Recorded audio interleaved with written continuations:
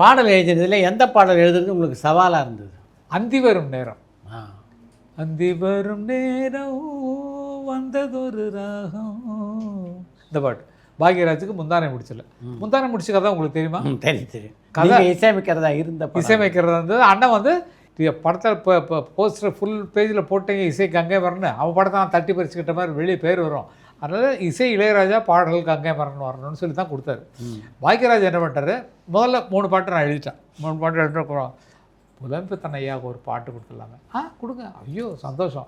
நமக்கு அப்படிலாம் இல்லை, எனக்கு தான் கொடுக்கணும்னு நம்ம கேட்குற ஆள் கிடையாது. அந்தி வரும் நேரம் பாட்டு எழுத போகிறான்.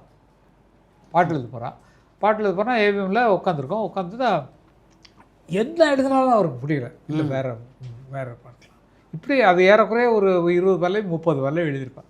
அதுக்கப்புறம் தான் அந்தி வரும் நேரம் வந்தது ஒரு ராகம். சரணம் எக்கச்சக்கமான சரணம், அதாவது ஒரு ஃபுல் நைட்டும் உட்காந்து இந்த பாட்டு எழுதணும். அதுக்கப்புறம் தான் அதில் 2 சரணம் செலக்ட் பண்ணி ஒரு பல்ல செலக்ட் பண்ணி போட்டார்.